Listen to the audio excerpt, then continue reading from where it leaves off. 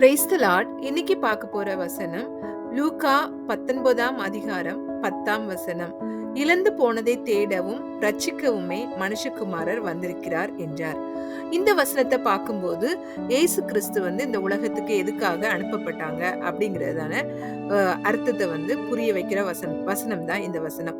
மனுஷங்களுக்கும் கர்த்தருக்கும் உள்ள ரிலேஷன்ஷிப் பாவத்தினால முறிக்கப்பட்ட பொழுது அதை மீட்டுக் கொள்வதற்காக தான் இயேசு கிறிஸ்து நம்மள ரட்சிப்பதற்காக மனுஷகுமாரனாக இந்த உலகத்துக்கு வந்தாங்க. அது நம்ம எக்ஸாம்பிளா 3 எக்ஸாம்பிள் மூலமா பார்க்கலாம். அதாவது லூக்கா 15ஆம் அதிகாரத்துல 3 உவமைகள் எக்ஸாம்பிளா சொல்லப்பட்டிருக்கு.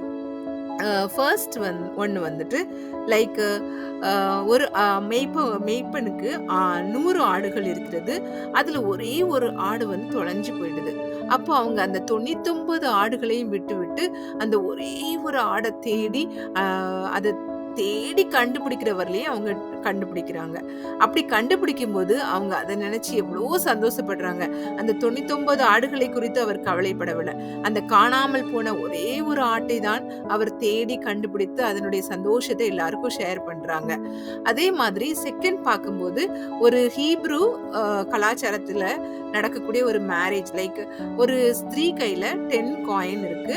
அப்போ அந்த காயின் ஒரு இப்போ லைக் ஒரு கேர்ள் அண்ட் பாய் மேரி பண்ண போறாங்கன்னா அந்த பாய் அவங்கள பார்த்து ஃபிக்ஸ் பண்ணும்போது அந்த 10 காயின் அவங்க கையில கொடுக்குறாங்க. அப்படி கொடுக்கும்போது அந்த அதுல ஒரு காயின் அவங்க திரும்பி வரையிலையும் அதை பத்திரமா வச்சிருக்கணும். அதை பார்க்கும் போதெல்லாம் அவங்களுடைய என்கேஜ்மெண்ட் ரிமெம்பரன்ஸ், அப்புறமா அதை பாக்குறவங்க எல்லாம் இவங்க ஃபிக்ஸ் ஆன ஒரு கேர்ள் அப்படிங்கிற அதை தலையில நெத்தியில கட்டியிருப்பாங்க. அப்ப அதுல ஒரு காயின் தொலைஞ்சு போயிடுது. அப்போ அவங்க அதுல ரொம்ப சோகப்பட்டு எப்படியாவது அந்த காயினை கண்டுபிடிக்கணும்னு சொல்லிட்டு வீட்டுல எல்லாம் நல்ல லைட் எல்லாம் போட்டு நல்ல பெருக்கி அதை கண்டுபிடிக்கிறாங்க. அப்ப அது கண்டுபிடிக்கும் போது அவங்களுக்கு அதுல கிடைக்கிற சந்தோஷத்தை எல்லாருக்கும் அவங்க நெய்பர்ஸ்க்கெல்லாம் ஓடி போய் அவங்க ஷேர் பண்றாங்க. அதே மாதிரி தேர்ட் எக்ஸாம்பிள் பார்க்கும்போது 2 குமாரர்கள், லைக் ஒரு அப்பாவுக்கு 2 சன் இருக்காங்க. மூத்த குமாரன் அண்ட் செகண்ட் இளைய குமாரன். அந்த இளைய குமாரன்கிறவங்க ரொம்ப அப்பாவுக்கு கீழ்ப்படியாம லைக் அவங்களுடைய சொத்துக்கள்ல என்னோட போர்ஷனை நீங்க எனக்கு தந்துடுங்க அப்படின்னு அவங்க கிட்ட போராடி அதை வாங்கிட்டு அதை ஃபுல்லா அழிச்சிடுறாங்க. லைக் வேறொரு தேசத்துக்கு அவங்க போறாங்க. அங்க எல்லா மணியும் இழந்து ஒண்ணுமே இல்லாத சிச்சுவேஷன்ல அவங்களுக்கு சாப்பிட கூட வழி இல்லாம இருக்கும்போது அவங்களுடைய புத்தி தெளிகிறது. அப்போ அந்த புத்தி தெளியும் போது லைக் நம்ம அப்பா வீட்டுல எப்படி இல்லாமோ இருந்தோமே, இப்படி நம்ம கஷ்டப்படுறோமே, சாப்பிடுறதுக்கு கூட நமக்கு லைக் ஒண்ணுமே கிடைக்கலையே அப்படின்னு வருந்தும் போதுதான் மனம் திரும்பி அவங்க அப்பா கிட்ட திருப்பி வராங்க. அப்போதான் அந்த அப்பா அவங்களுடைய மகன் செய்த எல்லா காரியங்களையும் மறந்து அவங்களுக்கு பெரிய விருந்தை ஆயத்தம் பண்றாங்க. அவங்களுக்கு புதிய விலையுயர்ந்த ட்ரெஸ்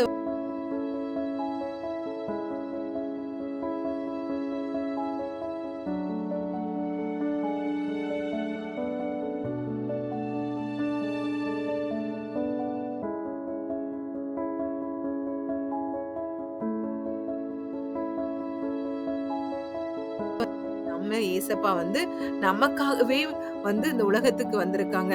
நம்ம சில நேரங்கள்ல நம்ம கர்த்தரை விட்டு தூரமா போயிருக்கலாம், பாவமான வாழ்க்கையில நம்ம விழுந்திருக்கலாம். ஆனா எப்பொழுதுமே கர்த்தர் நமக்காக ஆயத்தமாக தான் இருக்காங்க. நம்ம அவர்கிட்ட திரும்பி வரும்போது, ஏசப்பா நான் தப்பு பண்ணிட்டேன், ஏசப்பா என்னை மன்னிச்சிடுங்க அப்படின்னு அவர்கிட்ட நம்ம கெஞ்சி கேட்கும் போது அவர் நம்மளை அணைத்து கொள்ளுகிற கர்த்தரா இருக்காங்க.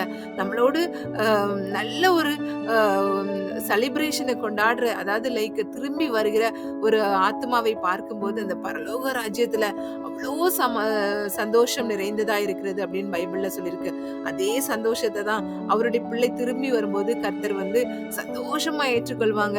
அவங்க அதுல எந்த கில்ட் ஃபீலிங்குமே இல்லாம அவங்கள அவங்க கூடவே இருக்கிறவங்களை காட்டிலும் அவங்க திரும்பி வரவங்கள அவ்வளோ செலிப்ரேட் பண்ணி அவங்கள வந்து கொண்டாடுறதா நம்ம ஏசப்பா இருக்கிறாங்க. ஸோ எந்த நேரத்துலயும் நம்ம விழுந்திருக்கலாம். ஆனா இப்பொழுது நான் ஏசப்பா நான் திரும்பி உம்முடைய பாதத்துல வந்து உமக்காகவே நான் வாழணும் அப்படின்னு நம்ம அவர் கையில ஒப்பு கொடுக்கும்போது கர்த்தர் நம்மள அனைத்து முத்தம் கொண்டு நம்ம அவருடைய சொந்த பிள்ளையாக மறுபடியுமாக ஹக் பண்ணிக்குவாங்க. அதுதான் நம்மளுடைய கர்த்தருடைய ஆவியான கர்த்தராகிய இயேசு கிறிஸ்து. கர்த்தர் தாமே இந்த வசனத்தை ஆசீர்வதிப்பாராக. ஆமென்.